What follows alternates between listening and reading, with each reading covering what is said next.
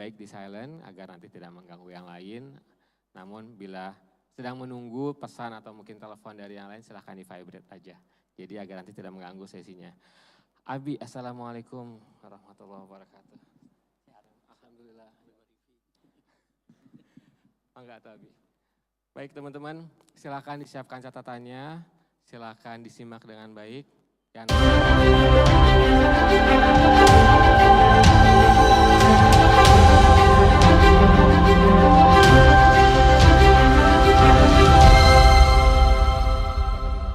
Mangga Abi.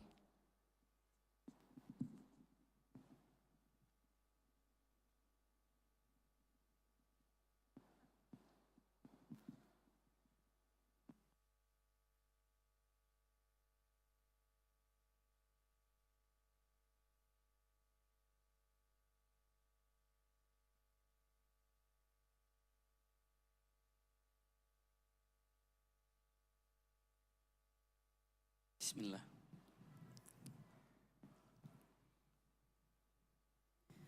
Bismillahirrahmanirrahim. Assalamualaikum warahmatullahi wabarakatuh. Alhamdulillahi rabbil alamin. Wabihi nasta'inu ala umuri dunia waddin. Wassalatu wassalamu ala Sayyidina Muhammadin nabiyil ummi. Wa ala alihi wa ashabihi wa man tabi'ahu bi ihsanin ila yaumiddin amma ba'du. Allahumma la sahla illa ma ja'altahu sahla wa anta taj'alul hazna idha syi'ta sahla. Allahumma inna nas'aluka hubbaka wa hubba man ahabbaka wa hubba amalin yuqarribuna ila hubbika bi rahmatika ya arhamar rahimin. Amin ya rabbal alamin. Alhamdulillahirabbil alamin. Mudah-mudahan i'tikaf kita sore ini seluruhnya disertai dengan rahmat dan berkah Allah Subhanahu wa taala. Semoga seperti ini Allah kumpulkan kita di masjid ini, seperti ini juga kelak Allah kumpulkan kita di surga Firdaus a'lanya. Amin ya rabbal alamin. Kesempatan yang sangat berbahagia ini insyaallah kita lanjutkan perjalanan Rasul sallallahu alaihi wasallam, khususnya hari ini kita akan mempelajari tahun kedua Hijriah ataupun tahun kedua hijrahnya Rasulullah sesampainya di kota Madinah Al-Munawwarah.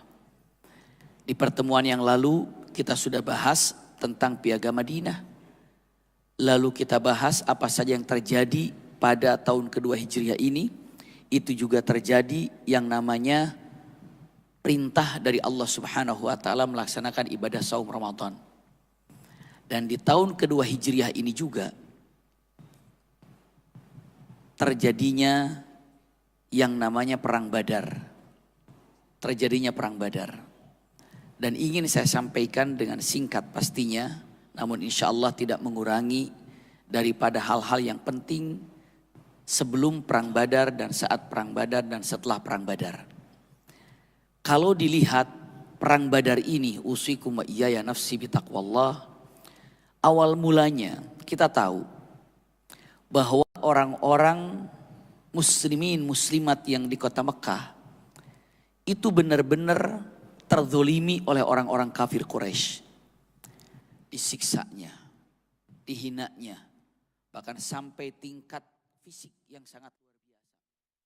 Seperti Zenirah, tusuk matanya.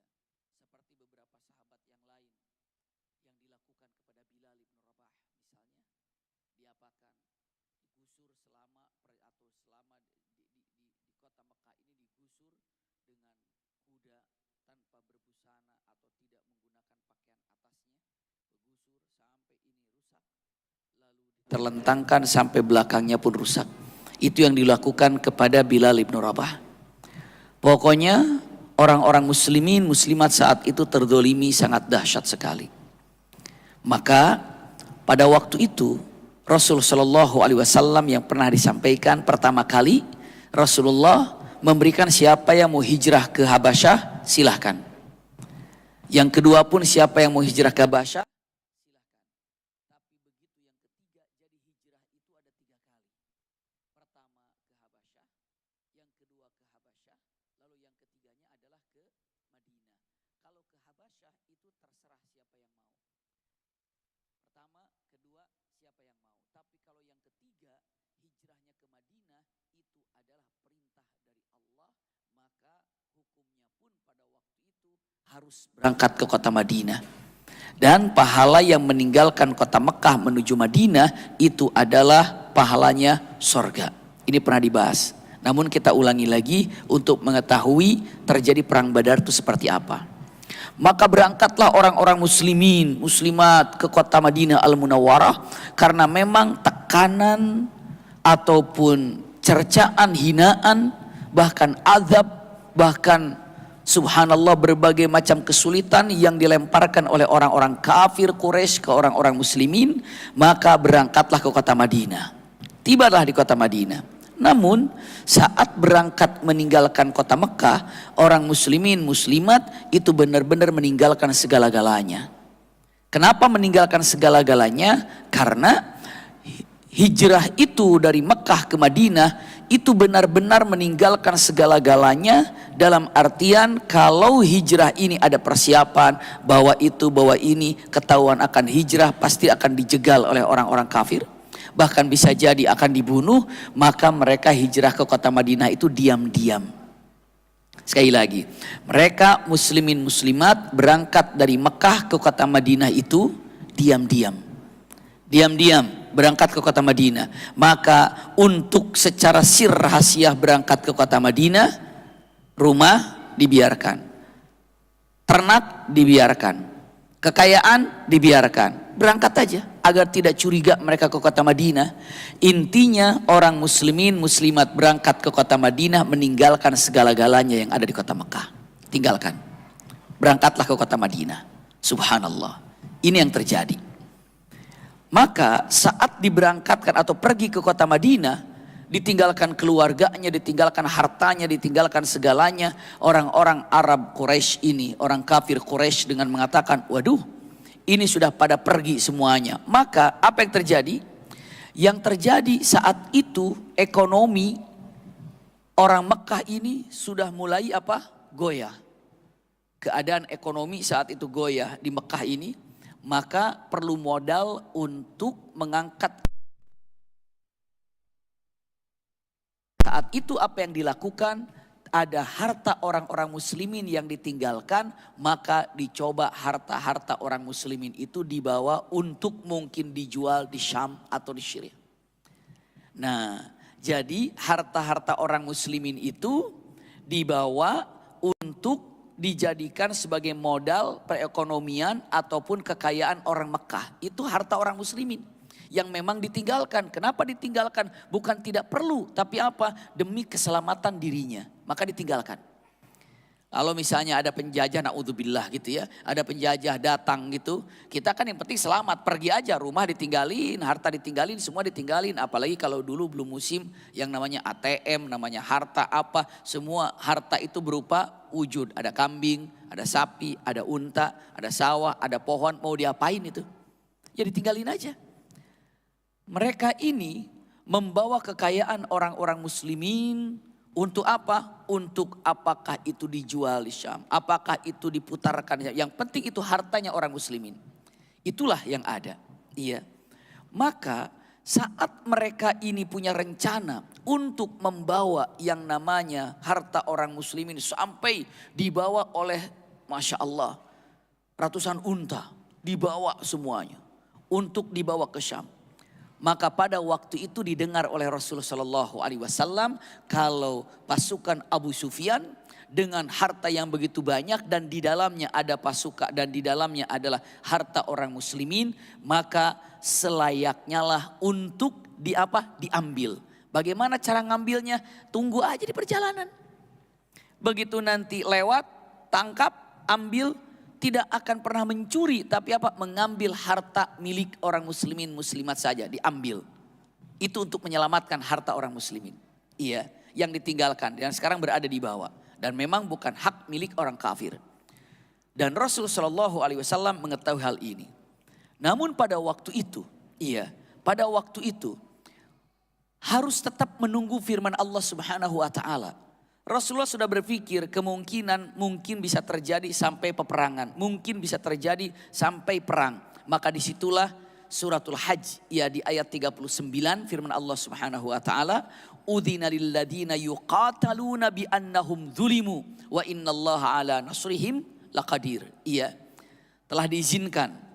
Maksudnya telah diizinkan berperang bagi orang-orang yang diperangi karena sesungguhnya mereka telah dizolimi. Kenapa? Karena orang muslim itu dizolimi, maka silahkan rebut kembali barang-barang yang kita miliki walaupun sampai harus terjadi peperangan. Maka dengan turunnya ayat ini Rasulullah mempersiapkan, tapi niatnya bukan untuk perang. Paling tidak untuk menjaga perbatasan. Paling tidak untuk mengambil barang-barang yang milik orang muslim diambil. Yang bukan milik ya udah dilepasin aja. Gak mungkin mengambil barang yang bukan miliknya. Maka itulah yang terjadi. Jadi orang kafir akan lewat, harus dijaga. Orang kafir sudah jalan, iya. Orang muslimin juga sudah jalan. Qadarullah, apa yang terjadi? Yang terjadi Abu Sufyan, pemimpin kabilah, merasa ketakutan. Apa rasa takut? Waduh, ini kita akan dibegal nih. Waduh, kita ini akan dirampok nih. Maka Abu Sufyan bikin surat secepatnya ke kota Mekah dengan mengatakan, tolong kawal kami, jaga kami. Ya, karena kemungkinan kami akan dirampok, kemungkinan kami akan dijaga. Maka orang kafir Quraisy mempersembahkan atau mempersiapkan 1000 pasukan lengkap dengan alat perang. Lengkap. Memang niatnya di sana itu untuk apa? Ya untuk perang. Sementara orang muslimin keluar dari Madinah niatnya untuk apa? Bukan untuk perang, tapi apa? Untuk mengambil daripada harta yang dibawa oleh orang-orang kafir. Paling tidak kalau syukur ketemu ya bisa diambil, nggak ketemu ya udah minimal untuk membuktikan ini adalah perbatasan muslimin. Ini perbatasan daripada wilayah Nabi Muhammad SAW. Ini dengan singkat saya gambarkan. Sebelum terjadi perang Badarnya ini. Iya. Maka apa yang terjadi? Subhanallah, yang terjadi pada waktu itu kafilah yang dibawa oleh Abu Sufyan, subhanallah, luar biasa karena Abu Sufyan ini sangat ngerti dan sangat faham dan sangat cerdas sekali. Sangat cerdas. Jadi Abu Sufyan sebelum berangkat ada orang yang datang duluan, mantau dengan menyebutkan oh itu ada pasukan atau pasukan Muhammad datang. Maka yang namanya Abu Sufyan bisa mengeles atau les sana sini, belok sana belok sini, nanti kita bahas lebih dalam lagi. Namun yang jelas Abu Sufyan berhasil sampai ke daerah Syam dan Rasulullah katakan nanti pulang dari Syam kita ambil. Iya. Dan ternyata begitulah, saking Abu Sufyan ini hati-hati di dalam perjalanan ini, bikin utusan duluan. Maka kalau dalam Al-Quran mengatakan warrokbu asfala minkum. Jadi kalau saya gambarkan gini. Misalnya saya sampaikan gini ya. Ini huruf A, ada B, ada C. Ya, A, B, C. Ya. Ini di sini datang. Biasanya pasukan ini akan berlalu di A. Berlalunya di wilayah A. Dan kalau ditepatin waktunya berangkat Senin misalnya kan. Berarti akan lewat di A ini hari Rabu. Udah biasa tuh. Udah biasa perhitungan itu. Maka Rasulullah mencoba agar tepat di hari Rabu itu sampai di A. Karena dia akan lewat situ. Ternyata Abu Sufyan cerdas. Yang seharusnya hari Rabu itu di A. Abu Sufyan ngetem dulu di sini diam dulu, di sini diam dulu. Satu orang utusan, kenapa? Untuk memantau. Begitu Rasulullah memperkirakan harus di A ini hari Rabu, nyampe Rabu baru berangkat dan Abu Sufyan kesek jalannya. Warrokbu asfala minkum, berlalu di belakang. Jadi selamatkah pasukan Abu Sufyan? Jawabannya selamat. Iya, enggak terhalang. Jadi Rasulullah sampai ke A, sementara yang namanya pasukan Abu Sufyan sudah menerka karena mereka tahu kalau di sini pasti Rabu nunggu dan Rasulullah pun sudah menyatakan kalau berangkat Senin berarti Rabu di sini. Rasulullah punya mata-mata, berangkat di sana kapan? Senin, berarti Rabu di sini. Yuk kita Rabu di sini. Rasulullah naik Rabu di sini, mereka masuk dari arah bawah. Warrokbu asfala minkum. Itu gambarannya. Tapi qadarullah, apa yang terjadi? Yang terjadi justru yang namanya pasukan yang dikirim oleh Abu Jahal dari kota Mekah, dia itu entah gimana ceritanya juga nongolnya di A. Ketemunya di mana? Di A. Jadi akhirnya apa yang ketemu oleh Rasulullah? Pasukan. Pasukan. Yang tadinya Abu Sufyan justru ingin mengawal siapa? Pasukan, punten. Abu Jahal itu untuk mengawal pasukan Abu Sufyan. Ternyata Abu Jahal lewat A, Rasulullah sudah di A, Abu Sufyannya aman lewat C. Kata Rasulullah, waduh lewat nih. Waduh ini ketemu ternyata nih. Abu Sufyan lewat. Abu Jahal bilang mengatakan, oh udah selamat ternyata pasukan nih. Kan tugas kita keluar dari Makkah ngawal apa? Ngawal harta. Tapi dengan kesombongan yang ada, kapan lagi ketemu dengan pasukan Muhammad ini? Mumpung cuma 300, kita ada 1000, kita perlengkapan, habisin semuanya. Itulah terjadi. Maka dalam Al-Quran mengatakan, lau tawa'adtum lakhtalaftum. Ini kata Al-Quran, Allah. Lau tawa'adtum lakhtalaftum. Allah ingin menyatakan, kalian jumpa. Maksudnya pasukan muslim jumpa dengan pasukan Quraisy kafir, itu adalah rencana Allah. Kenapa?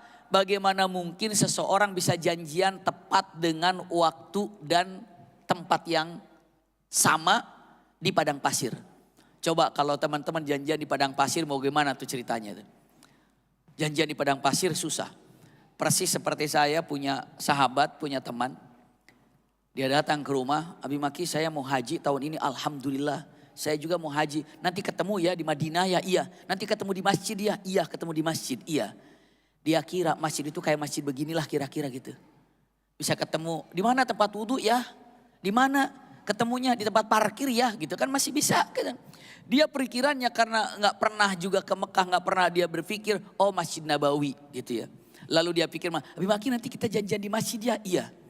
Begitu datang ke Masjid Nabawi dia bengong. Gimana janjiannya?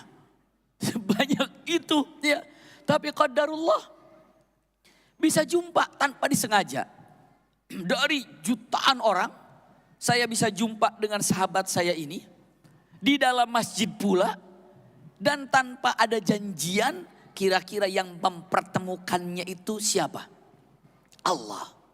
Allah mempertemukan hal itu. Jadi dia langsung peluk, saya juga peluk, alhamdulillah kita jumpa di sini, alhamdulillah. Terus terang aja Abi Maki, begitu saya datang ke Madinah langsung buyar pikiran saya, hilang harapan untuk jumpa. Kenapa? Karena Madinah gede banget katanya. Mau janjian di masjid sebelah mananya, pintu di pintu mananya. Itu beliau katakan.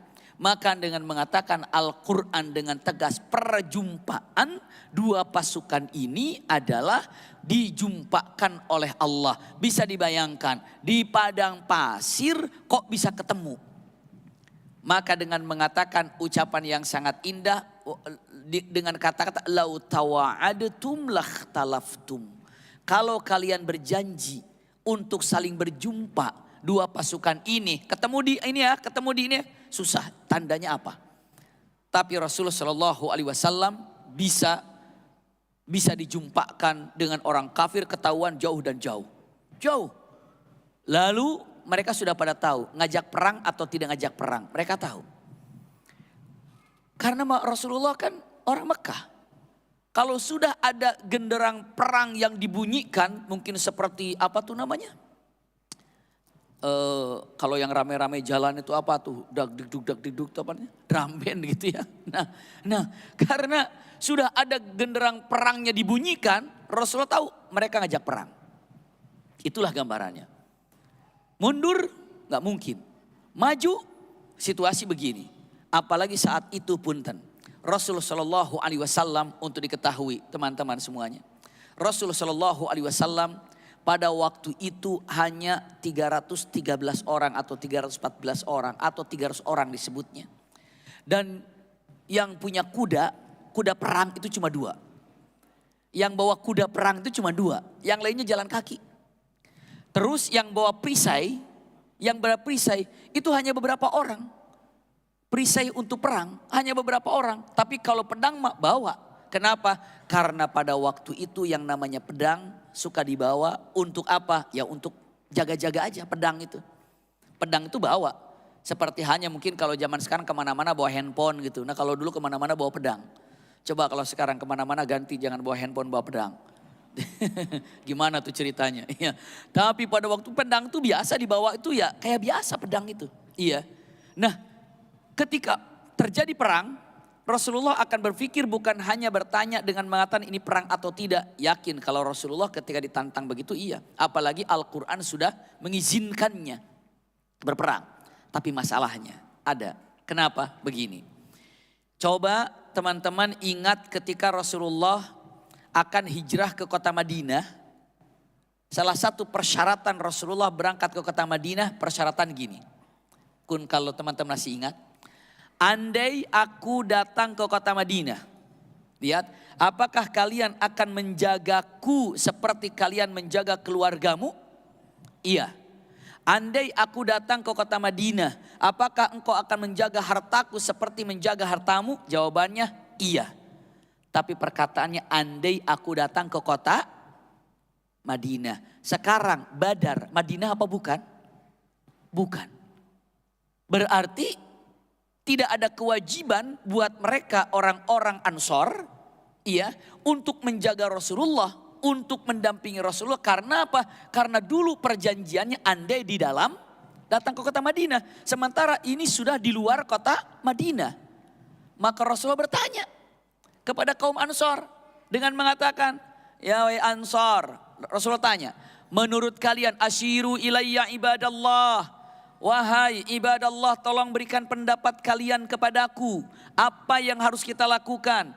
Berperang melawan mereka yang sudah siap membunyikan genderang perang, atau kita tetap di sini atau kita pulang. Kenapa? Jujur karena tujuan kita untuk menjegal, mengambil barang kita yang dibawa oleh siapa tadi? Abu Sufyan. Sementara Abu Sufyan sudah lewat. Nah itu ketemu, gimana ini? Perang apa enggak? Rasulullah tanya, asyiru ilayya ibadallah. Maka saat itu Abu Bakar, Umar menjawab, ya Rasulullah, mereka telah membunyikan genderang perang, kita tidak boleh mundur, maju. Rasulullah tanya lagi, asyiru ilayya ibadallah, ayo pendapatmu bagaimana wahai hamba-hamba Allah. Umar jawab, perang ya Rasulullah. Rasulullah tanya lagi, asyiru ilayya ibadallah. Nanya lagi Rasulullah, kenapa? Karena Rasulullah ingin yang jawab itu dari Ansor, bukan jawaban dari Muhajirin. Kalau Muhajirin mau udah tegak mengatakan perang ya Rasulullah, berangkat ya Rasulullah, lanjut ya Rasulullah. Tapi Rasulullah yang ditanya oleh Rasul itu sebenarnya untuk Ansor, tapi Rasulullah tanya secara umum. Maka disitulah pimpinan orang-orang Ansor seperti Mu'ad, ya, dengan mengatakan ucapannya, la'allaka turiduna ya Rasulullah. Engkau berulang-ulang bertanya tentang ini, sepertinya engkau mengarah kepada kami ya Rasulullah. Rasulullah kata, iya. Jawabannya orang Ansor tidak bilang gini, iya ya Rasulullah, siap, tidak gitu jawabannya. Jawabannya tidak mengatakan ikut perang ya Rasulullah, tidak begitu jawabannya. Tapi jawabannya, ya Rasulullah, andai engkau ajak kami untuk membelah lautan, kami akan ikut. Andai engkau mengajak kami sampai ke lubang semut, kami akan ikut. Andai engkau berjalan menuju ke Yaman, maka kami akan ikut. Seakan-akan mengatakan, gak usah ragu ya Rasulullah, kami akan ikut bersamamu. Masya Allah, baru semua bertakbir, Allahu Akbar, Allahu Akbar, Allahu Akbar. Disitulah terjadinya. Begitu umat muslimin bertakbir dan siap untuk bergerak maju, orang kafir Quraisy yang sudah siap membunyikan genderang perang, ada orang-orang pada datang lagi ke Abu Jahal dengan mengatakan kalimatnya, ya memang namanya terkenalnya Abu Jahal, namanya adalah Amr bin Hisham. Ya Amr bin Hisham, bukankah tujuan kita untuk mengawal pasukan Abu Sufyan? Dan sekarang kafilah Abu Sufyan sudah bebas. Berarti kita pulang aja, udah tuntas. Tujuan kita kan udah selesai.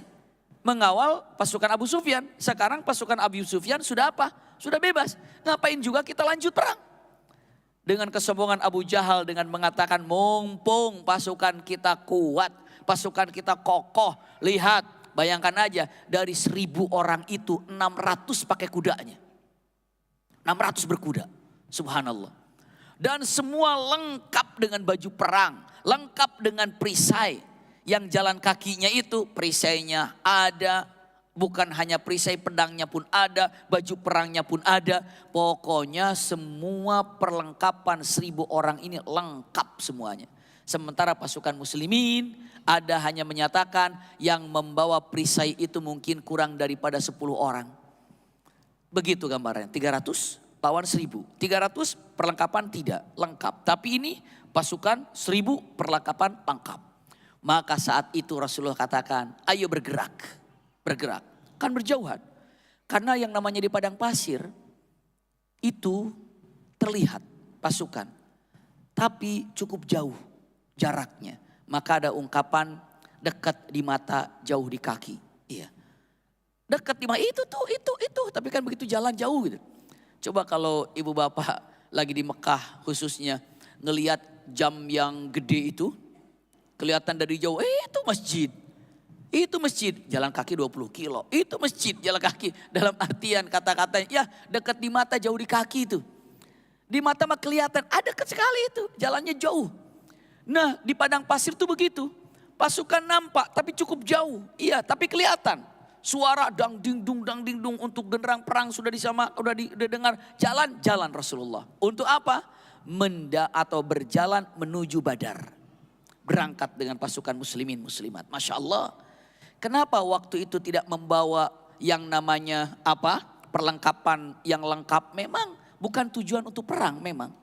Tidak tujuan untuk perang. Tapi tujuannya untuk apa? Menjegal pasukan Abu Sufyan. Tapi qadarullah jumpa dengan pasukan Abu Jahal. Siapa yang memperjumpakan? Allah. Jadi ini benar-benar skenario Allah. Maka Rasulullah berjalan. Ini pasukan kafir pun berjalan. Bisa dipastikan kalau banyak orang dengan yang sedikit orang, kira-kira mana yang lebih cepat untuk jalan? Yang sedikit lebih cepat karena gak banyak rombongan. Kalau yang banyak pelan-pelan gitu ya. Belum lagi bawa itu, bawa ini, bawa itu. Yang sedikit agak ngebut. Jalan. Akhirnya Rasulullah melihat situasi. Rasulullah katakan, di sini kita bikin tempat. Di sini kita jadikan tempat untuk markas. Rasulullah katakan, di sini tempatnya. Pada waktu Khabbab, sahabat Rasulullah bertanya, ya Rasulullah, kita beristirahat di sini? Benar, kata Khabbab. Lihat, kata Khabbab bertanya, ya Rasulullah, ahadzal manzil wahyun minallah? Ya Rasulullah, apakah tempat yang kau tunjuk ini sebagai markas kita ini wahyu dari Allah?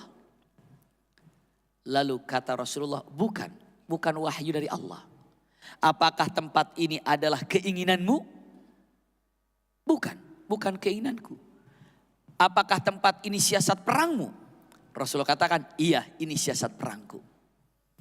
Jadi tempat yang dipilih olehku ini bukan wahyu dari Allah. Juga bukan keinginanku. Tapi rasa-rasanya ini bagian dari siasat perang. Karena lokasi itu, kayaknya ini cocok kalau dijadikan sebagai markas kita. Kata Khabbab mengatakan, izin ya Rasulullah. Saya ingin menyampaikan sesuatu. Kata Rasulullah, sampaikan. Kalau tempat ini adalah wahyu dari Allah, sami'na wa ata'na. Kalau tempat ini adalah keinginanmu, sami'na wa ata'na.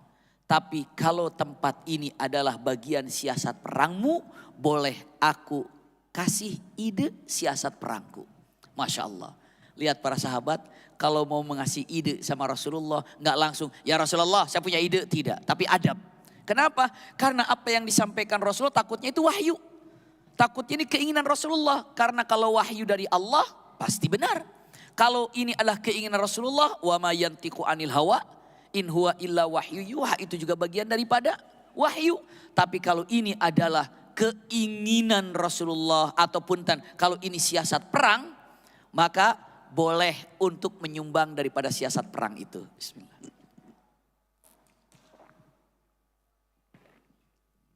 Maka apa yang terjadi? Kata Rasulullah, silahkan Khabbab, apa yang kau tahu? Ya Rasulullah, saya sangat tahu tempat ini. Di depan kira-kira berapa mil lagi ada sumber mata air. Baiknya kita bermarkas di sana. Airnya ada. Jadi kita bermarkas di sana dan kita bisa minum di sana dan kita bisa istirahat di sana di sumber mata air. Masya Allah. Rasulullah katakan sepakat, ayo jalan lagi. Luar biasa. Bagaimana yang pertama ketika ingin menyampaikan ide penuh dengan ketawaduan. Ketika menyampaikan ide penuh dengan adab. Yang kedua saat mendapatkan saran dari bawahannya Rasulullah tanpa pikir panjang. Langsung oke, karena dia sudah mengatakan saya tahu tempat ini. Saya tahu lokasi ini ya Rasulullah, di depan ada sumur. Memang bagus bermarkas di sumur, ada air, bisa istirahat itu. Berjalan beberapa mil lagi ternyata benar ada air dan Rasulullah katakan benar tempat ini sangat strategis. Maka buatlah markas di sana di depan air ataupun di sumur Badar. Sumur Badar itu tidak satu, ada beberapa sumur di sana. Dan Rasulullah tinggal di sana dan para sahabat ngambil air di situ, minum di situ, tenang di sana. Masya Allah, itu keadaannya. Sementara orang kafir terus berjalan. Akhirnya tujuan orang kafir pun pingin ke sumur itu. Mereka juga sudah tahu di sana, tapi udah keduluan. Oh, udah ada di sana. Ya udah kita di sini aja. Agak jauh, berhadapan, tidak sampai ke sumur. Bayangkan, besok akan terjadi peperangan. Orang mukminin duduk di sana, besok terjadi perang. Orang kafir ada di sana, berhadapan. Malamnya, subhanallah, di waktu sorenya mungkin kalau disebutnya asarnya karena paginya akan perang. Istirahat dulu tuh mau perang itu. Kenapa? Wah, absennya warming up dulu lah, tonjok-tonjok gimana gitu. Biar larinya besok kuat, main pedangnya, istirahat dulu. Kenapa? Besok pagi mau apa? Perang. Orang kafir karena ngelihat, alah cuma itu 300. Ada kuda cuma 2. Perlengkapan gak lengkap. Ini udah menang, udah pasti menang ya. Apa yang dilakukan? Pesta mereka. Di sore hari pesta, malam pesta. Dengan pesta yang sangat meriah. Kenapa? Karena besok tinggal melihat bagaimana matinya orang-orang mukminin, termasuk mereka ingin membunuh punten Rasulullah SAW dan para sahabatnya.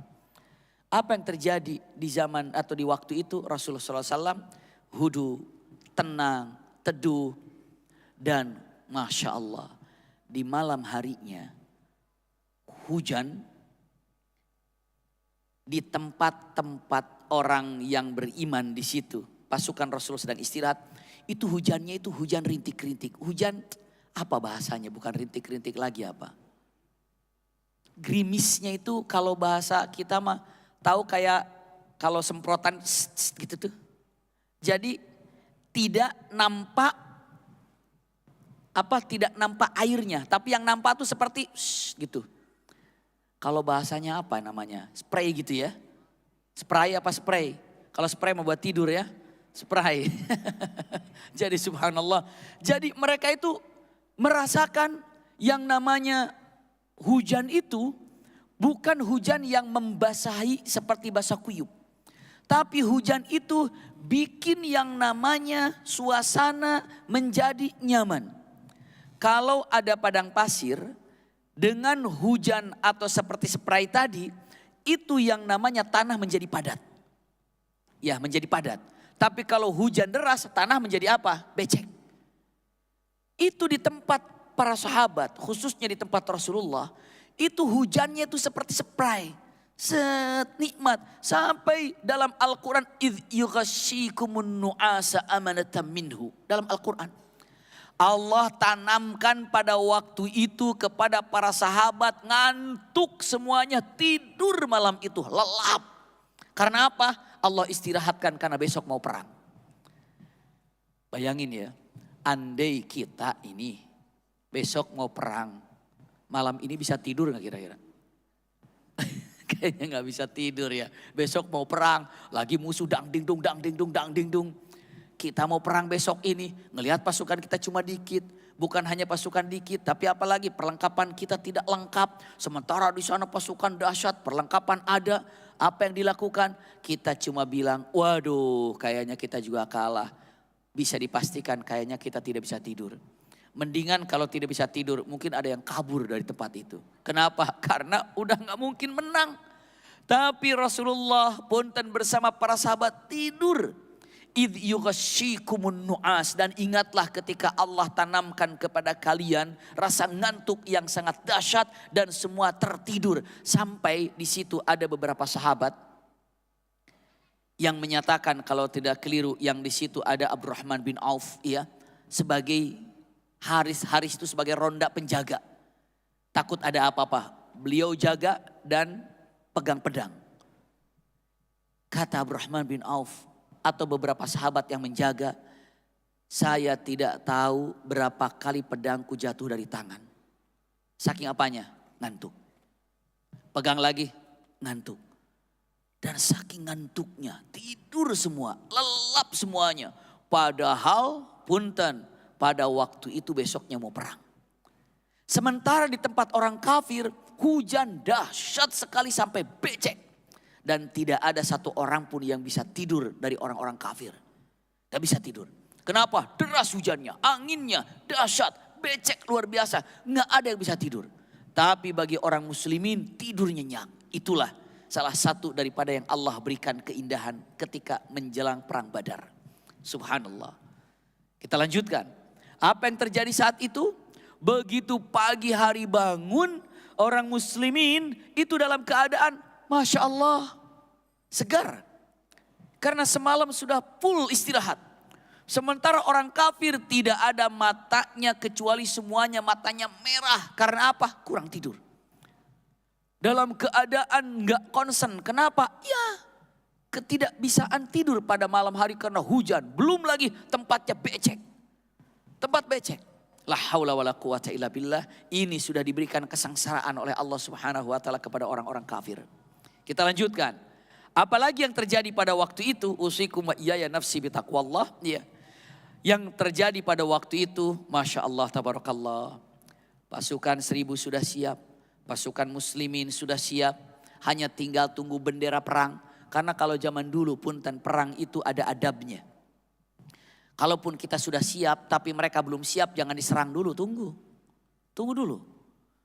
Kalau mereka sudah tarik bendera perang atau naikin bendera perang, sementara di kita belum naikin bendera perang, mereka pun tidak akan nyerang dulu, tunggu dulu. Umat muslimin sudah siap, bendera perangnya sudah didirikan, sudah berdiri, tinggal tunggu mereka sudah berdiri belum bendera perang. Kalau mereka sudah berdiri bendera perang, barulah mulai pertempuran. Subhanallah. Lihat apa yang terjadi. Saat kejadian sedang nunggu, Rasul sallallahu alaihi wasallam menyatakan, bikin semua satu saf. Bikin satu saf. Seperti saf sholat. Kenapa? Karena pasukan muslimin jumlahnya sedikit. Kalau jumlah sedikit ngariung, ngumpul dari jauh makin apa? Makin kelihatan sedikit. Tapi bikin satu saf seperti saf sholat. 300 kalau dibikin saf sholat jadi kelihatan panjang. Maka dibikinlah saf itu. Masya Allah. Rasulullah katakan, bikin satu saf. Kenapa? Biar kelihatan kita banyak. Bikin satu saf. Seperti saf sholat. Subhanallah. Dan itu luar biasa. Dan di situ ada yang namanya, siapa namanya? Sahabat Rasul sallallahu alaihi wasallam. Karena seorang sahabat ini, punten, perutnya ini apa namanya ya? Buncit gitu ya. Perutnya agak besar sehingga yang namanya kancingnya itu nggak bisa dikancingin. Kelihatan. Nah bagian bajunya pun terlepas dan bagian perutnya nampak. Ketika Rasulullah bilang, luruskan, luruskan, kata Rasulullah, luruskan. Udah diluruskan semuanya. Sebenarnya orang itu sudah lurus. Tapi karena perutnya agak ke depan, jadi kelihatan gak lurus. Maka Rasulullah maju ke depan, luruskan. Orang itu, oh iya, mundur dia. Begitu Rasulullah ngecek ke belakang, dia lebih di belakang. Lurus, maju kamu. Maju lagi dia. Begitu Rasulullah ngecek ke depan, di depannya juga di depan. Maka Rasulullah dengan pedangnya lurus. Istaqim, lurus. Ditepuk, plek gitu kan pakai pedang. Luruskan. Ya baik ya Rasulullah. Jadi dia tahu, oh ini karena perut. Kalau diluruskan perut, belakang gak lurus. Kalau diluruskan belakang, perutnya gak lurus. Ini punten, setelah Rasulullah sampai semuanya memberikan nasihat, tausiah. Nanti saya sampaikan beberapa tausiah yang disampaikan Rasulullah. Tiba-tiba Rasulullah tanya, ada yang ditanyakan oleh kalian sebelum perang mulai? Tiba-tiba laki-laki itu mengatakan kata-katanya, saya Rasulullah. Mau nanya apa? Sahabat ini menjawab, ya Rasulullah, bagaimana hukumnya kisos? Bagaimana hukum kisos? Mau perang nanya kisos tuh. Padahal ini mau perang, mau serius, tiba-tiba hukumnya kisos bagaimana? Rasulullah jawab, kisos itu wajib. Pukulan dengan pukulan itu kisos.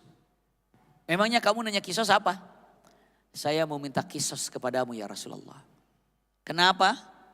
Karena barusan engkau memukulku dengan pedang. Semua sahabat, ini ada-ada aja nih. Ini mau perang minta kisos pula, ini lagi serius nih. Rasulullah bilang matan, oh iya maaf, silakan pukul lagi perutku. Silakan, subhanallah. Lalu Rasulullah matan, silakan. Ya Rasulullah maaf, punten, tadi langsung kena kulit. Tolong buka bagian perutmu. Oh iya, dibuka Rasulullah. Silahkan, di bagian ulu hatinya ini. Silahkan, subhanallah. Di bagian ulu hati di sini, silahkan. Maka saat itu, ya Rasulullah, pakai pedang tadi itu. Ya silakan, nih pedangku pakai. Pedang, jadi kan pedang ada yang tajamnya, ada yang tidak tajamnya, belakangnya, ada yang sampingnya. Rasulullah dengan sampingnya, tidak keras cuma lurus, cuma gitu saja.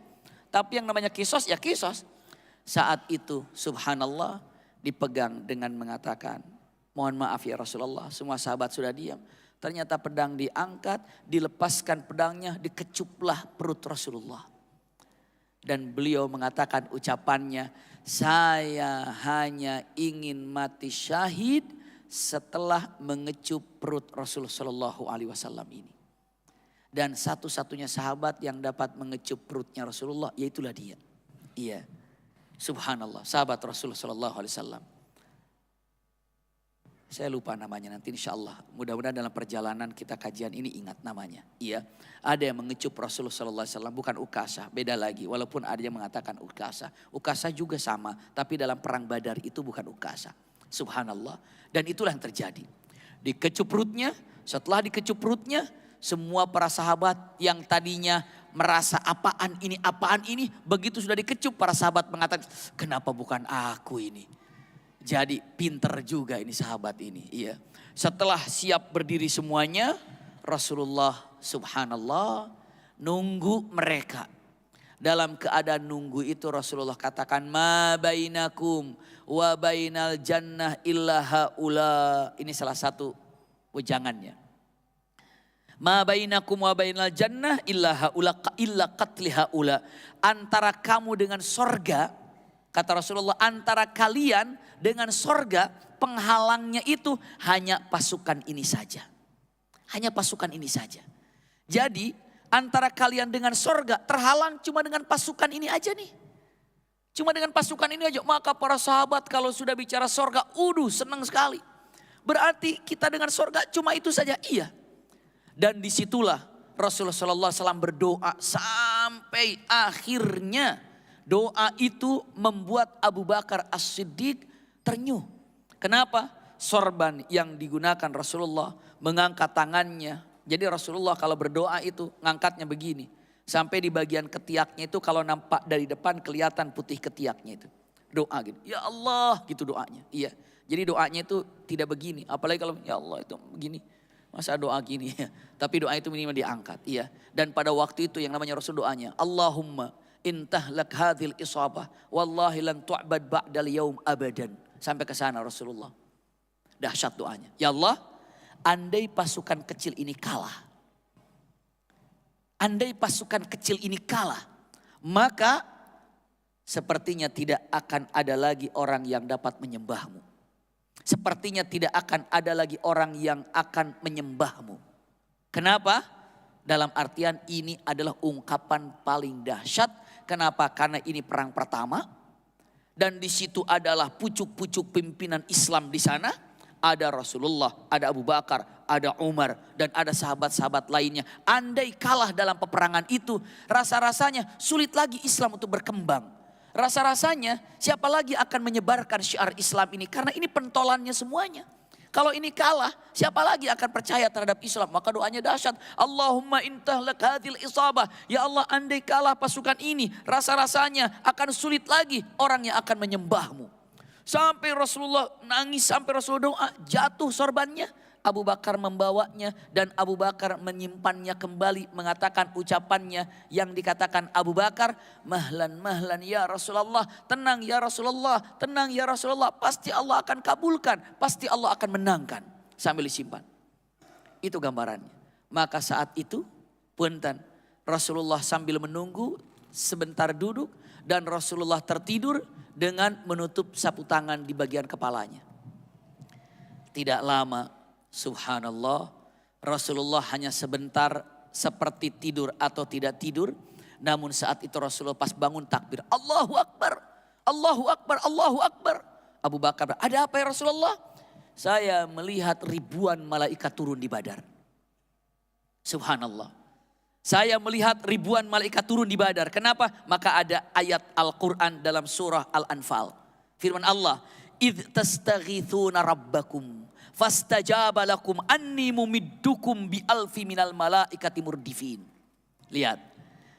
Dan ingatlah ketika Rasulullah SAW tastaghithun, minta tolong kepada Allah. Maka ada kata-kata kalau di tempat-tempat kita itu ada namanya istighosah katanya kan. Istighosah yuk, istighosah. Ini bahasanya dari Al-Quran. Idh tastaghithuna rabbakum. Iya. Ingatlah ketika mereka minta tolong kepada Allah. Dan ingatlah ketika engkau ya Rasulullah minta tolong kepada Allah. Maka biasanya di tempat-tempat kita para ulama kalau ada apa yuk kita istighosah katanya kan. Karena apa? Karena ada sesuatu yang dihajatkan. Apa yang diinginkan. Karena ngambil daripada ayat ini. Idh tastaghithuna rabbakum. Dan ingatlah ketika engkau ya Rasulullah beristighasah ataupun meminta kepada Allah pertolongan Tuhanmu ya kepada Allah, fastajaba lakum, maka Allah kabulkan untuk kalian, untukmu ya Rasulullah apa? Punten anni mumiddukum bi alfi minal malaikati murdifin. Sesungguhnya aku mendatangkan bantuan kepadamu dengan 1000 malaikat. Masya Allah, 1000 malaikat turun. Maka saat itu Rasulullah katakan, Allahu Akbar, malaikat turun di Badar, malaikat turun di Badar. Maka punten, tidak ada peperangan yang terjadi yang mana malaikat ikut perang kecuali dalam perang Badar. Semua dalam peperangan malaikat nggak ikut perang. Ketika perang Ahzab Rasulullah pada waktu itu, malaikat juga pada waktu itu tidak ikut perang, cuma malaikat kirim angin, malaikat kirim hujan, dihancurkan dengan hujan, dihancurkan dengan angin, dihancurkan dengan badai. Itu ketika perang Ahzab. Tapi ketika perang Badar, malaikat turun ke bawah, ikut perang, ikut perang. Makanya di ujung peperangan Rasulullah dengan mengatakan, jika ada orang yang ada hitam-hitam di wajahnya atau di tubuhnya, itu kena punten pedangnya malaikat. Maka para sahabat mengatakan, pantas ya Rasulullah, saya belum apa-apa dia udah jatuh. Pantas ya Rasulullah, dia belum apa-apa dia sudah jatuh. Kenapa? Memang begitu. Inilah terjadi waktu itu dalam perang Badar. Dan saat itu Rasulullah langsung memimpin peperangan dan orang kafir sudah siap di sana. Dan kata Rasulullah SAW, sudah siap, orang kafir itu berdiri. Apa kata orang kafir ini? Orang kafir Quraisy dengan mengatakan apa? Manil mubariz. Biasa dalam peperangan zaman dulu sebelum terjadi perang kirimkan jago-jagonya. Manil mubariz. Siapa yang mau duel? Siapa yang mau duel? Orang kafir ada Walid bin Utbah. Iya. Lalu ada lagi Utbah bin Rabi'ah.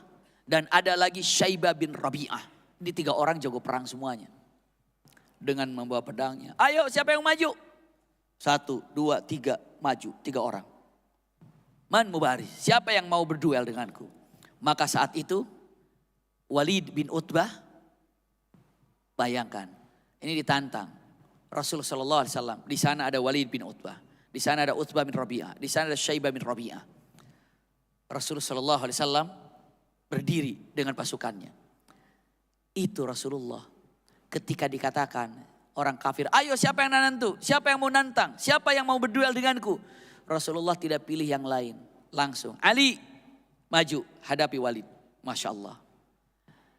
Punten, Ali disuruh maju. Ali itu sebagai apanya Rasulullah? Iya, Ali bin Abi Thalib sepupunya. Maju Ali, Ali maju. Saudaranya. Lalu mengatakan Hamzah maju hadapi Utbah. Masya Allah. Lalu Rasulullah katakan kalimat Ubaidah bin Harith itu juga punten. Boleh dikatakan sepupunya. Datang. Masih kerabat Rasulullah. Hadapi Syaibah. 3 orang maju ke depan. Menghadapi 3 orang jago daripada orang kafir. Ali bin Abi Thalib. Pertama kali Hamzah dapat membunuh dengan cepat Utbah bin Rabi'ah. Dalam beberapa gerakan tak mati. Subhanallah. Yang kedua Ali bin Abi Thalib dapat membunuh yang namanya Walid bin Utbah. Mati. Dengan cepat. Antara Hamzah dan Ali. Cara membunuhnya itu waktunya dengan cepat sekali. Ada para ulama mengatakan Ali dulu yang membunuh musuhnya. Ada yang mengatakan Hamzah dulu yang membunuh musuhnya. Tapi mengatakan bahwa paling tidak dua-duanya begitu cepat membunuh musuhnya kurang daripada 3 menit. Mati. Yang ada ini adalah Ubaidah bin Harith. Ubaidah bin Harith ini lawan daripada Syaibah bin Rabi'ah. Sebenarnya, iya, Syaibah bin Rabi'ah ini sudah tumbang. Sudah tertusuk. Hanya pada waktu dia sudah sempoyongan, sudah tertusuk. Iya, yang dilakukan oleh Syaibah bin Rabi'ah ini, dia katakan, maaf seakan-akan jatuh. Dia mengatakan, tangkap tangan saya, seakan-akan minta maaf atau minta tolong gitu. Ternyata tidak hati-hati. Datanglah yang namanya Ubaidah bin Harithah seakan-akan ayo saya tolong. Ternyata dia sudah menggunakan pisau kecilnya, ditusuklah siapa? Ubaidah bin Harithah. Dan Ubaidah bin Harithah luka parah. Dan dua-duanya luka parah. Maka saat dua-duanya luka parah, segera yang namanya Hamzah dan Ali bin Abi Thalib membunuh Syaibah ini dan mengangkat Ubaidah. Dan Ubaidah wafat. Iya, wafat karena luka yang sangat parah dengan tusukan tadi. Itu ya peperangan terjadi. Maka saat selesai orang kafir 2 jenderalnya, 3 jenderalnya sudah mati. Lalu orang mukmin ataupun Hamzah berjaya, menang, Ali pun menang. Hanya Ubaidah bin Harithah itu yang terluka parah dan selesai perang Badarnya baru wafat. Terluka parah. Dan di situ siap mulai peperangan terjadi. Apa yang terjadi? Simpan baik-baik. Pada waktu siap mulai perang, Rasulullah mengambil yang namanya pasir. Dan Rasulullah katakan sambil meremparkan pasir ini. Kemana? Ke orang-orang yang ada di depan yang 1000 itu. Rasulullah katakan syahatil wujuh. Lempar. Iya. Wajah-wajah yang penuh dengan durhaka. Wajah-wajah yang penuh dengan dilaknat oleh Allah. Syahatil wujuh dilemparkan. Maka saat itu orang-orang kafir Quraisy, bahkan yang nantinya menjadi yang muslim, menyatakan tidak ada di antara kami pasukan yang waktu itu berlawanan dengan Rasulullah. Kecuali saat Rasulullah melemparkan pasir, semua kami ini kelilipan. Jadi matanya semua begini. Dengan apa? Dengan pasir yang dilemparkan. Maka Al-Quran mengatakan, wa ma romaita idh romaita walakinnallaha roma. Al-Quran. Wa ma ramait idh ramait. Kamu tidak melempar saat engkau melempar ya Rasulullah, tapi Allah lah yang melemparnya. Sehingga pasir yang dilemparkan Rasulullah itu langsung masuk ke mata-mata orang-orang kafir, semua kelilipan. Ketika mau perang itu. Wa ma ramaita idh ramait walakinnallaha rama. Ini terjadi. Subhanallah. Makanya orang-orang yang ada tuh teman kami, manahnya jago gitu. Tepat selalu. Lalu saya tanya, apa bacanya? Wa ma ramaita idh ramait walakinnallaha rama katanya. Saya coba, melenceng saya mah ya. Memang bukan ahlinya ya. Dia mah bukan hanya sekedar doanya, tapi apa? Latihannya yang paling bagus gitu. Kita mah nggak masuk ya, nilainya nggak 100. Tapi punten, usikum wa iyaya nafsi bitaqwallah, terjadi peperangan. Ada hal yang perlu diperhatikan, simpan baik-baik. Pastinya perang Badar tidak bisa diselesaikan satu pertemuan. Apa yang terjadi? Rasulullah SAW adalah orang yang paling bisa membalas kebaikan orang lain walaupun orang itu adalah orang kafir. Itu dia. Siapapun yang melakukan kebaikan kepada Rasulullah, pasti Rasulullah membalasnya. Contoh, ketika akan perang, Rasulullah melihat pasukan orang kafir. Dan Rasulullah katakan, siapa di antara kalian yang melihat Abul Bukhturi, jangan bunuh. Tuh, Abul Bukhturi jangan dibunuh. Rasulullah katakan, siapa yang melihat pamanku Abbas, jangan dibunuh.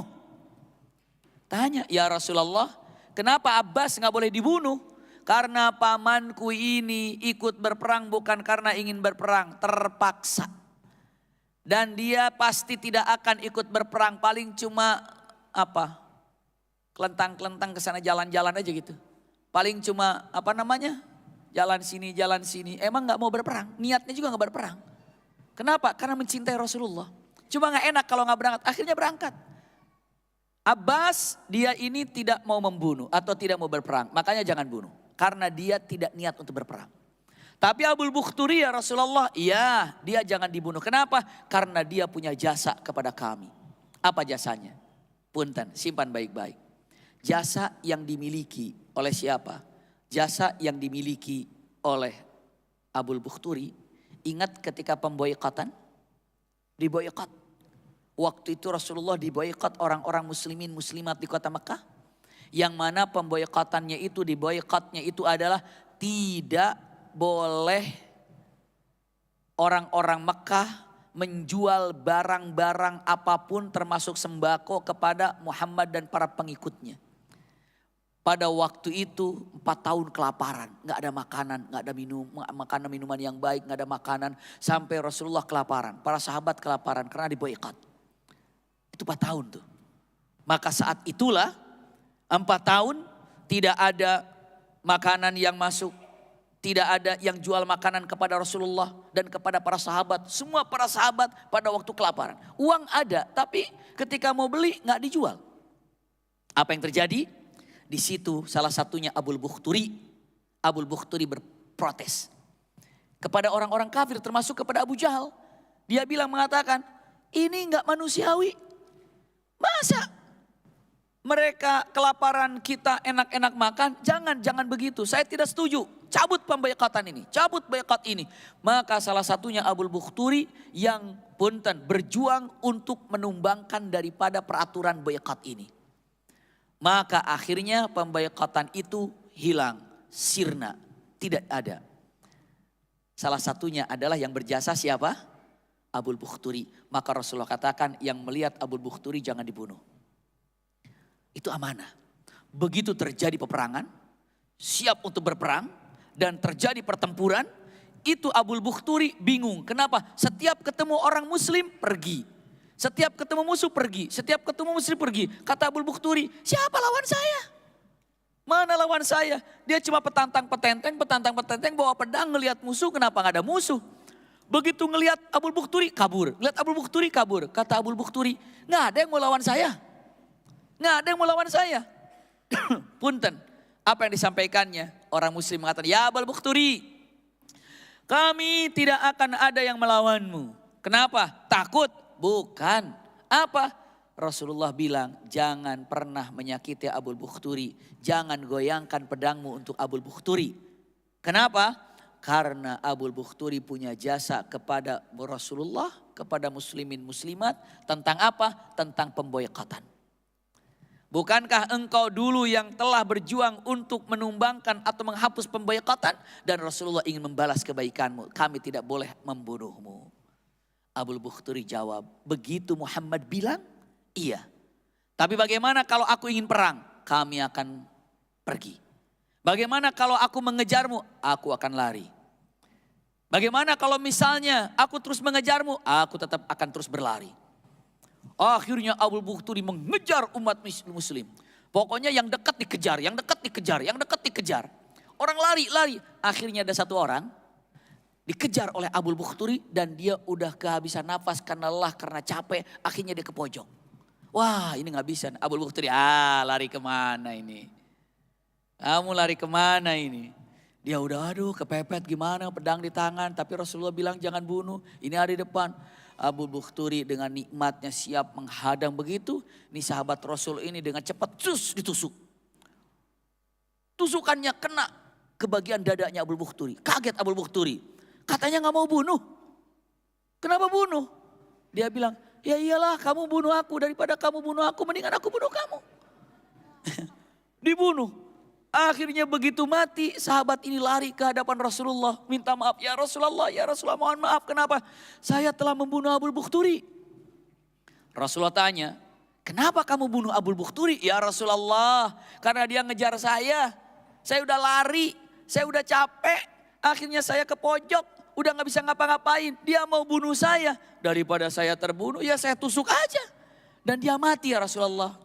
Rasulullah senyum mengatakan, gak apa-apa. Yang penting Abu Bukhturi tahu kan, kalau saya telah melarang semua pasukan membunuh Abu Bukhturi karena ingin membalas kebaikannya, sudah tahu ya Rasulullah, udah sampai pesan saya. Jangan sampai nanti di akhirat bilang Muhammad gak bisa balas jasa saya. Subhanallah. Siapapun teman-teman yang berbuat baik kepada kita, tolong balas kebaikannya. Siapapun, jangan abaikan. Siapapun yang berbuat baik, balaslah kebaikan itu. Ini terjadi peperangan. Subhanallah. Berapa lama perang ini terjadi? Berapa lama perang Badar ini terjadi? Perang Badar ini terjadi dengan kedahsyatannya, dengan peperangan ini hanya 2 jam saja. 2 jam. Para ulama mengatakan 2 jam perjalanan perang itu. Dari mana saksinya? Ada nanti seorang laki-laki Yahudi yang nonton live langsung itu. Iya. Nontonnya di mana? Nontonnya di atas gunung. Jadi dia lagi menggembala, ada suara dang ding dung. Ada apa? Oh perang ini. Naik ke atas. Setelah naik ke atas, nonton di atas. Oh mau perang ini. Oh pasukan Islam. Oh ya cuma dikit. Orang kafir banyak nih pasukan. Nonton dari awal sampai akhir. Dalam hatinya mengatakan, asik tinggal nunggu pasukan Muhammad hancur melawan pasukan ini Quraisy yang banyak. Dia dari awal nonton sampai akhir, ketika melihat orang kafir kocar-kacir yang 1000 itu lari. Dia dalam ucapannya itu tidak keras. Dia mengatakan, dia ucapkan gini. Wallahi ma ra'aitu ajaban hum farrukan nisa. Nah itu ucapan cuma sendiri yang bergumam. Dan di atas pun cuma sendiri. Dia bilang, demi Allah saya tidak pernah melihat sesuatu yang aneh. Kecuali saat ini pasukan banyak lari terbirit-birit seperti wanita ketakutan. Kalah. Udah selesai itu. Tuntas itu. Ini saya cerita dulu jauh setelah itu ya. Nah 2 tahun setelah perang Badar atau 3 tahun setelah perang Badar. Laki-laki ini namanya adalah Qabbas. Namanya Qabbas orang Yahudi ini yang nonton itu. 2 tahun setelah perang Badar Qabbas itu lagi duduk. Lagi duduk aja di depan rumahnya. Tiba-tiba Rasulullah lewat. Kata Rasulullah, anta Qabbas? Kamu Qabbas ya? Iya Muhammad. Memangnya kenapa? Kamu yang nonton perang Badar dulu ya? Iya Muhammad. Memangnya kenapa? Kamu yang ngomong mengatakan wallahi ma ra'aitu ajaban hum farrukan nisa. Kamu yang ngomong bahwa tidak pernah saya melihat sesuatu yang luar biasa. Pasukan kecil bisa mengalahkan pasukan besar. Bahkan pasukan besar itu lari terbirit-birit seperti larinya wanita ketakutan. Qabbas bengong. Ini siapa nih orang ini? Saya di atas cuma sendiri.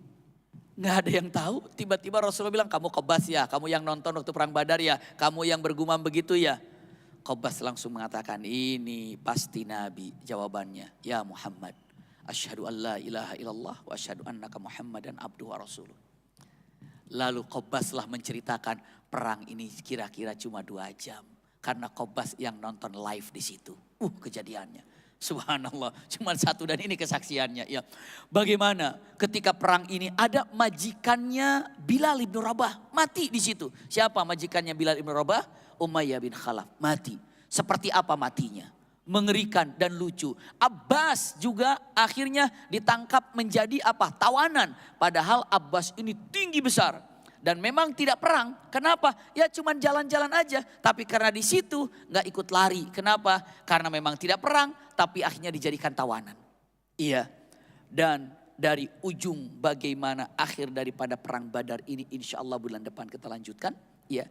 Hari ini kita melihat dari awal perang Badar. Atau mulai perang Badar sampai terjadi perang Badarnya. Insya Allah yang akan datang kita lanjutkan akhir dari perang Badar.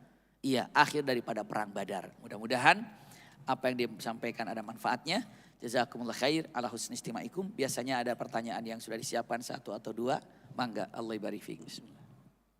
Alhamdulillahirrahmanirrahim. Terima kasih Abi, punten agak dekat sedikit. Silakan. Baik, Alhamdulillah sudah ada 2 pertanyaan Abi. Yang sudah kita kumpulkan, kita sudah pilih-pilih gitu. Jadi ini izin langsung dibaca ini Abi ya. Silakan. Yang pertama, Abi, bagaimana Rasulullah SAW menyeimbangkan antara kasih sayang dan ketegasan saat membimbing umat dan keluarga? Iya, jazakumullah khair. Rasul sallallahu alaihi wasallam tegas adalah tegas, sayang adalah sayang. Ketegasan tidak pernah melepaskan daripada rasa sayang. Ya, sayang itu sebagai dasar dari segala-galanya. Punten, kita sayang kepada anak, terkadang anak itu kita kasih apa? Duit. Tapi karena sayang juga kepada anak, terkadang anak ini kita ambil uangnya karena kita sayang. Kita sayang kepada anak, kadang-kadang anak itu dikasih handphone. Tapi karena sayang kepada anak, handphonenya itu kita rampas. Semua sayang. Ketegasan itu perlu ada. Bukan berarti tegas itu tidak sayang. Saya tanya sama ibu bapak, apalagi yang sudah pengalaman punya anak. Pernah ibu bapak marah sama anak sampai suara kencang, sampai melotot? Pernah? Jawabannya mungkin pernah. Pertanyaannya, apa gak sayang sama anak? Jawabannya sayang. Beda, misalnya gini, ada bapak, ada ibu, ini anaknya sudah diatur. Sampai ibu tuh marah, nak kamu itu ya disuruh ngaji enggak, disuruh pulang cepat sekolah enggak, sini. Di telinganya dijewer. Saya lewat, bu, ibu mah kurang kuat jewernya, ibu yang marah saya yang jewerin. Biar lebih kencang. Ibu kasih gak kira-kira? Enggak. Kenapa? Sama-sama jewer tapi sayangnya beda. Jadi bukan berarti sayang itu tidak tegas. Bukan berarti tegas itu tidak sayang. Bagaimana cara menyeimbangkannya? Tegas ketika sesuatu diperlukan. Sayang selalu ada dan diperlukan. Kapan tegasnya? Tetap berada di dalam sayang. Ingat itu. Iya. Kadang-kadang sayang itu bermacam-macam. Seperti Allah Subhanahu wa ta'ala sayang kepada hambanya dengan bukti apa? Dikasih ujian kan? Bisa jadi orang tuh dikasih ujian sangat menyedihkan, sangat menyakitkan. Padahal itu bukti cinta dan sayang Allah untuk mengangkat derajatnya. Jadi kalau dibilang bagaimana Rasulullah menyeimbangkan antara ketegasan dan sayang kepada keluarganya atau kepada umat, Rasulullah punten siapapun disayangi. Tapi ketika tegas, katakan ini salah, katakan ini benar, katakan ini adalah perlu dibela, katakan ini salah perlu ditumbangkan. Jadi sayang bukan menghalangi ketegasan, tegas bukan berarti tanpa ada sayang. Seperti itu. Wallahu a'lam bishawab. Silakan. Baik Abi, terima kasih banyak untuk jawabannya. Allah barik fiik. Ini pertanyaan kedua dan terakhir nih Abi. agak dalam nih Abi. Abi, bagaimana cara memastikan ilmu baik tentang alam semesta maupun siroh tidak berhenti pada pengetahuan saja, tapi benar-benar dapat mentransformasi jiwa. Dapat? Mentransformasi jiwa, memberikan perubahan kepada individunya. Iya. Subhanallah, kalau misalnya, kalau digambarkan ya, ilmu apapun terlepas itu, semua ilmu. Ilmu yang diberikan, ilmu yang ada, pengetahuan apapun yang ada. Itu ada 3 tahapan. Satu adalah pemahaman yang kita miliki. Bagaimana caranya setelah pemahaman yang kita miliki. Yang keduanya bukan hanya difahami, tapi Masya Allah menjadikan kita ini ada athar. Athar itu jejak. Jejak. Gak usah jauh-jauh contoh. Kita dapatkan ilmu. Setelah mendapatkan ilmu hasilnya itu apa? Maka ingat saya akan melalui hadis Rasulullah saja. Kita ini ada tiga apa? Ada 3, kalau dibilang ada 3 kategori. Satu, seperti yang namanya tanah. Yang mana tanah ini ketika dikasih hujan, ada tanah, ini hadis Rasulullah. Ada tanah yang ketika hujan datang, tanah ini mengambil air tersebut, menyerap dan akhirnya dapat menumbuhkan pepohonan. Itu yang terpenting bagi kita. Ketika mendapatkan ilmu, diserap, dipraktekkan dan diamalkan. Ini tanah. Yang kedua, ada yang namanya dirinya itu bukan seperti tanah. Tapi apa? Gambarannya di situ adalah seperti yang namanya apa? Air. Yang mana air itu tergenang saat hujan. Dan air itu punten. Istilahnya hanya tergenang begitu saja. Dan apa yang dilakukan? Yang dilakukan dia tergenang. Tapi punten dirinya tidak menyerap. Kapan menyerapnya? Tidak menyerap. Tapi kapan hilangnya? Kalau ada orang yang menyiduknya lama-lama hilang. Maksudnya apa? Dia dapat ilmu banyak tapi tidak mampu untuk dikerjakan. Tapi ilmunya tahu. Ditanya hukum zakat bagaimana? Jawabannya. Rukun apa haji apa? Jawabannya. Semua dia jawab semua tahu tapi dia nggak praktek. Itu ibaratnya seperti punten. Tanah yang mana tanah ini punten hanya menyimpan air saja tanpa menyerap. Itu yang ada. Jadi menyimpan air tanpa menyerap. Ada seperti itu. Orang ilmunya banyak tapi nggak pernah dipraktekkan. Itu disimpan. Lalu yang ketiga itu bagaikan benar-benar itu begitu hujan datang plus hilang. Begitu hujan datang plus. Nah, kenapa? Karena benar-benar itu batu yang keras begitu hujan datang pergi. Begitu datang hujan gak pernah menyerap, tidak pernah menyimpan. Itu gambarannya. Kita ini di lokasi mana? Apakah tanah yang gembur tadi? Apakah cuma tanah yang menyimpan air? Atau batu yang menghilangkan daripada saluran air? Nah, pertanyaan tadi dengan mengatakan kalau diibaratkan tadi. Gimana ya agar kita ini benar-benar merasuk atau menjadi kepada jiwa ini. Mengikuti kepada ini punten. Disitulah minta kepada Allah subhanahu wa ta'ala. Ada doa akan dan mengatakan. Ya Allah berikanlah kepada kami ilmu yang bermanfaat. Ilmu yang bermanfaat, ilmu yang difahami.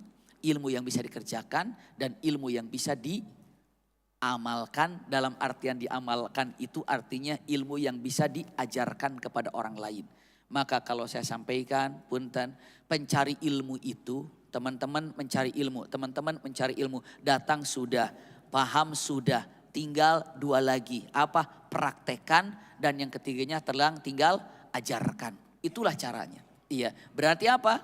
Minta kepada Allah subhanahu wa ta'ala dengan mengatakan Allahumma inni a'udzubika minal ilmi la yanfa. Ya Allah aku berlindung kepadamu dari ilmu yang tidak bermanfaat. Seperti itu. Wallahu a'lam bishawab. Syukran. Allah barik fiik.